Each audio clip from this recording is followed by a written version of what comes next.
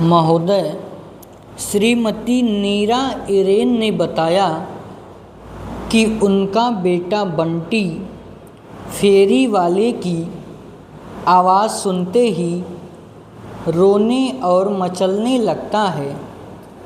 आखिर उसकी जिद पूरी की जाती है। एक दिन मैं सो रही थी, आँख खुली तो देखा कि बंटी आइसक्रीम खा रहा है।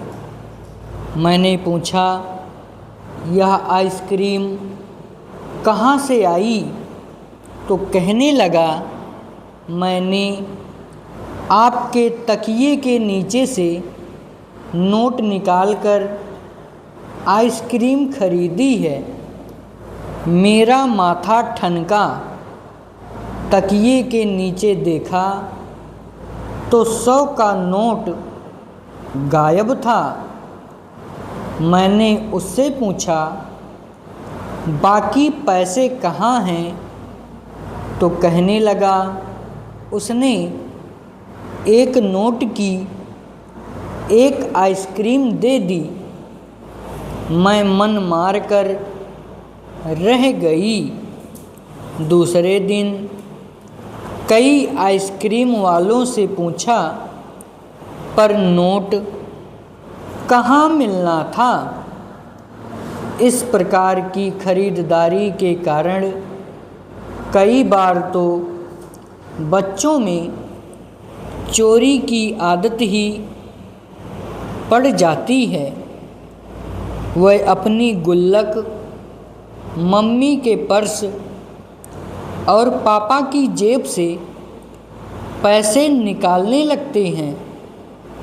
इस प्रकार के पैसों का अधिक महत्व नहीं समझने के कारण अधिक मूल्य देकर वह कम और घटिया वस्तु खरीद लेते हैं। स्कूल जाने वाले बाल उपभोक्ता स्कूल के वातावरण, परिवहन साधन तथा आधी छुट्टी के समय मिलने वाले खाद्य पदार्थों से प्रभावित होते हैं। स्कूल में पूरी फीस देने के बाद भी यदि बच्चों को हवा, प्रकाश, जन प्रसाधन और स्वच्छ वातावरण नहीं मिलता है तो वह स्वाभाविक ही शोषण के शिकार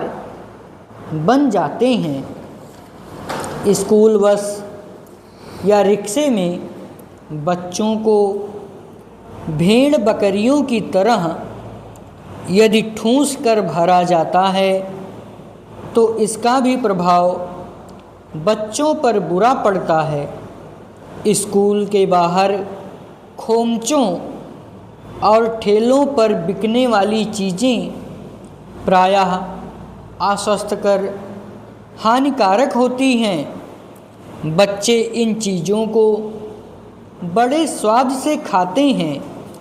वह नहीं जानते कि मीठी इमली, चुस्की, आइसक्रीम, मिठाई, चाट, पकौड़ी, चूरन इत्यादि में कृत्रिम हानिकारक रंगों तथा अखाद्य पदार्थों की मिलावट की गई है।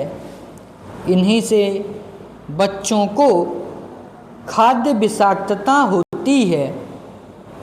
इन सब कठिनाइयों से बचने के लिए बच्चों को प्रारंभ से ही जागरूक उपभोक्ता बनाने का प्रशिक्षण दिया जाना चाहिए।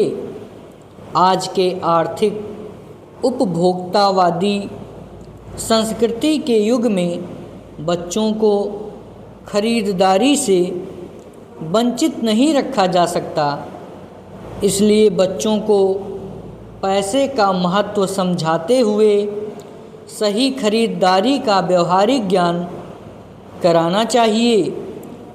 मेलों और बाज़ारों में बच्चों को ले जाते समय उनको पहले से ही समझाकर ले जाना चाहिए।